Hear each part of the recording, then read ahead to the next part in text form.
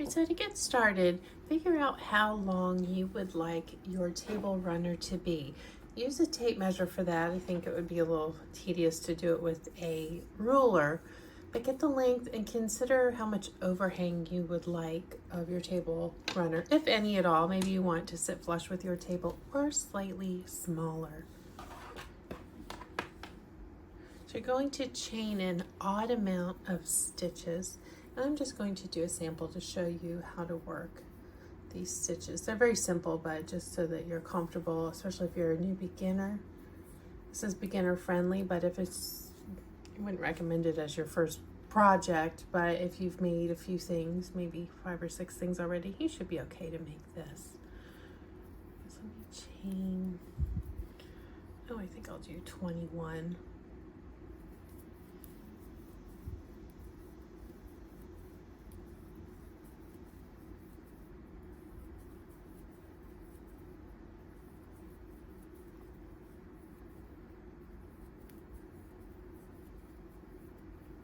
Then I'm going to work in the back bump. So I'm going to turn my work halfway, just look back. And these are the back bumps. So I've chained 21 and I'll skip that first stitch, that first bump, and then work 20. So that first stitch we would subtract from the total count. So it's like a chain 1 for 20 stitches. And I'll work these across. And I'll meet you when I get to the end of this row.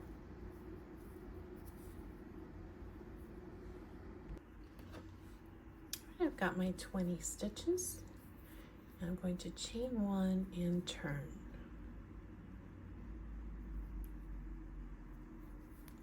So all of the stitches that are not the textured center section, all of these are half double crochet variations.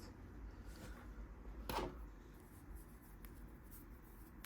1, turn, and I'm going to work a row, and I'm working on that first stitch, no skipping anything. Chain 1, and then half double crochet across, so I will keep that same stitch count the entire time. So for the sample, I will have 20 stitches.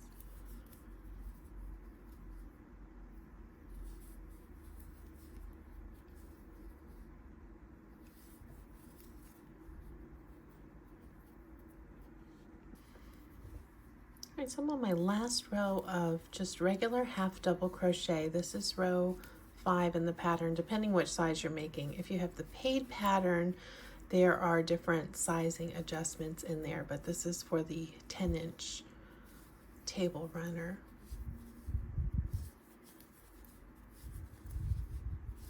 So I want to point out that because there's only a chain 1 turn, that last chain of the row, or the last stitch, is going to look very small or almost non-existent. Make sure you do not miss getting that, or that's going to throw off your stitch count. See, I'm here at the end. That was my 19th stitch, and it just leans a little bit.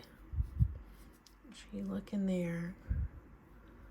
Find your 2 loops at the end there, and then finish the stitch. That way you have straight edges. Although I would recommend blocking this, the last few stitches, just to make sure everything's smooth and neat for your table. All right, so now this is considered the wrong side, and you'll see why. The wrong side, this is the right side, the side that has the texture. The wrong side just looks blah. So to create that ridge, that ribbing, so I have my chain 1, and I'm going to do a front post half double crochet. I'm going to start here all the way at the edge and keep count, because when you do these post stitches, sometimes it's a little easy to miss one. All right, so I went behind the post, pull my yarn up, and then finish the half double crochet. Yarn over, go behind the post, So instead of into the stitch, I'm going into this little post here. Normally you'll see this with a double crochet, so the post will be more pronounced, it'll be larger. The half double crochet, of course, is going to be shorter because it doesn't have the length. Yarn over, you'll see that bee, it's facing you right here. Just go behind it, pull up your loop and finish. Let me do a few more and then show you the other side. So this is the back, this isn't the side that's, I don't know, ribbing, that gives that ridge.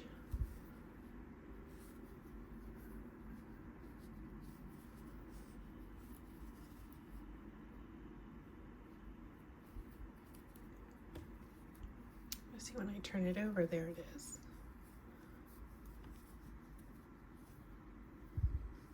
That's coming up, giving that nice texture. And this will smooth out as we work the row back, coming this way. But that's all it is. It's just a front post half double crochet stitch. Easy peasy.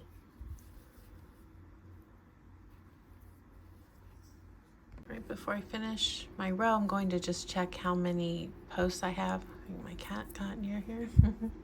I said 1, 2, 3, 4.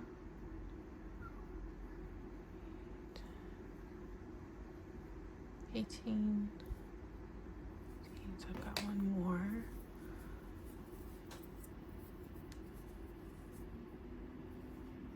Into that end. And that's 20. So from there, chain 1, turn, then I'll work half double crochets again.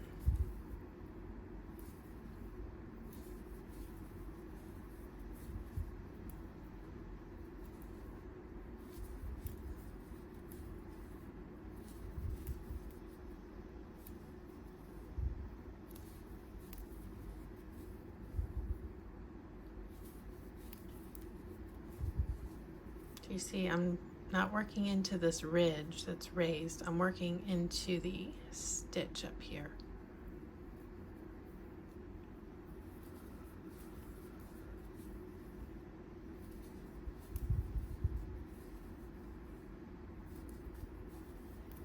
Just look straight ahead into the stitch like you normally would work.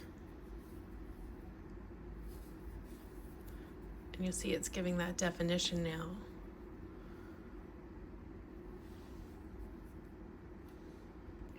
I'm coming to the end, and again it's that chain 1 turn chain. Even though it was a front post half double crochet the row before, it was still only a chain 1 turn.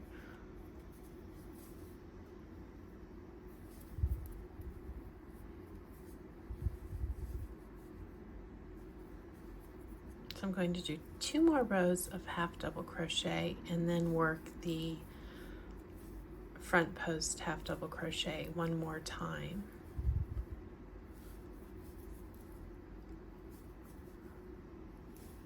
And this row 8, I am on the wrong side. That's the side that doesn't have the texture. This is the right side. If you lose track of what row you're on, you can kind of start being able to tell by checking the pattern and seeing which is the wrong side and right side. So you've got to be on the wrong side to create that ridge every time you do it. And there's 4 instances of it in this design.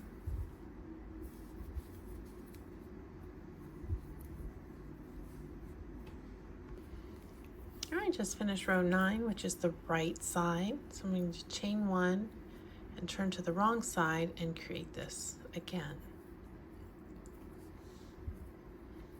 Yarn over and do the front post half double crochet. Pull through, yarn over, front post half double crochet.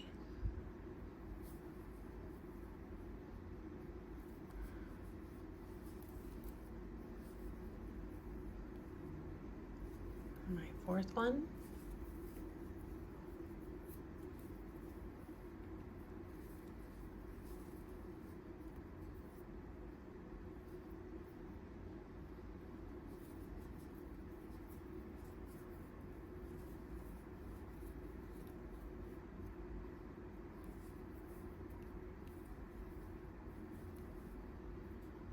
There's 6, 7,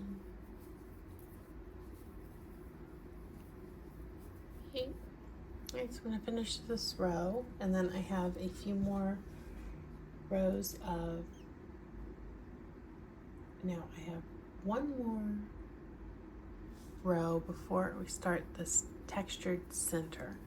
So after I do this row, I'm going to do a row of single crochet and then begin the lemon peel stitch, which is the center of this table runner. It's easy. I'm going to show you how to do it.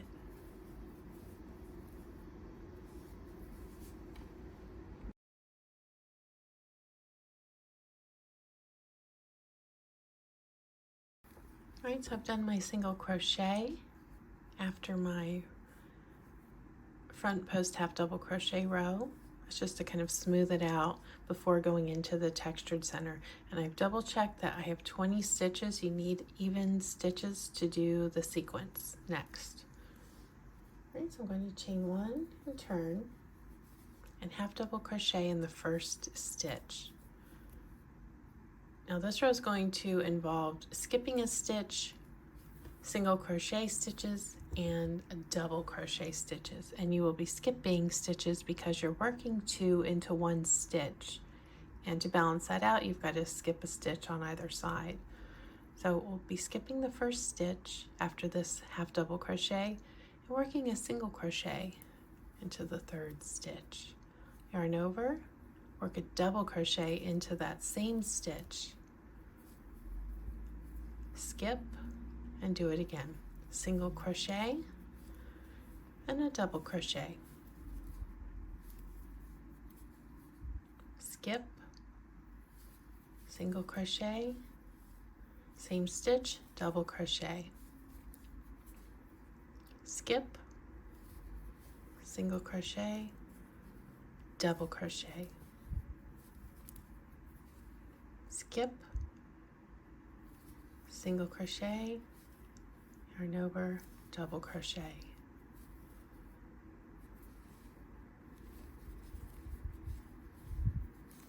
And the center works up pretty quickly because this is a thicker stitch sequence.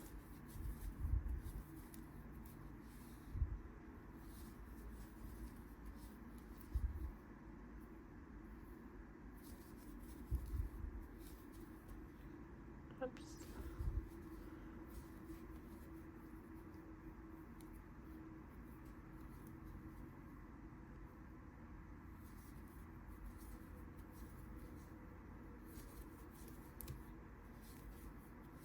And then in the last stitch, a half double crochet.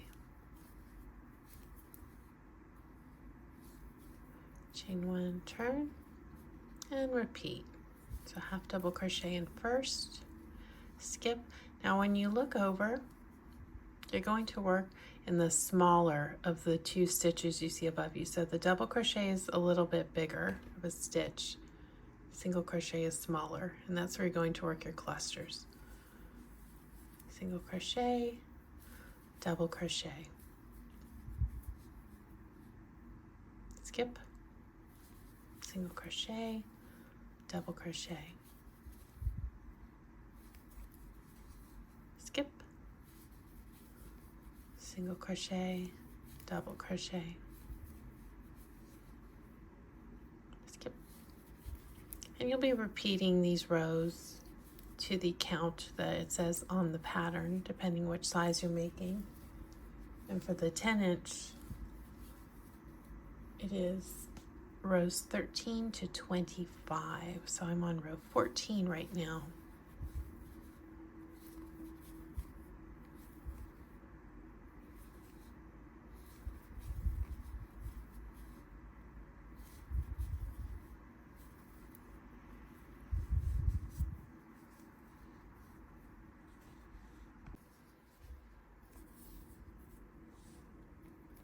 Right, so at this point, when you're ready to come out of your textured section, you will be on the right side. That is the side with the ribs. I'm going to chain one and then single crochet across. Just like when you came into the lemon peel stitch section, you entered it with a single crochet stitch row.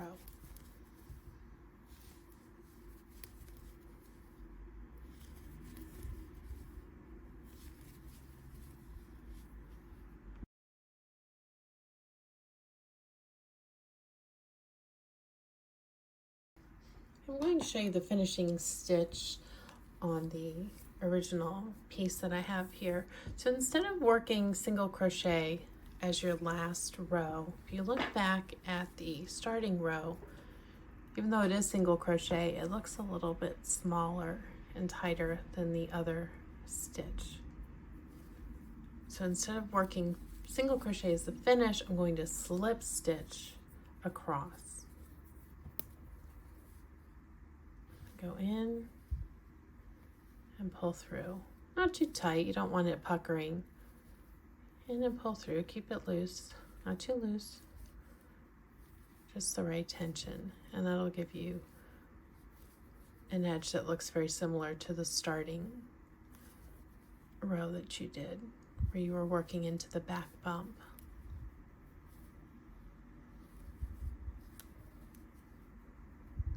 And you'll cut your please don't cut your arm, your yarn, and weave in those ends and decide if you want to do your fringe or tassels. If you do a fringe, I would recommend single crocheting 1 or 2 rows across on the sides here. Not just fringe from here, but actually set it up with a proper border.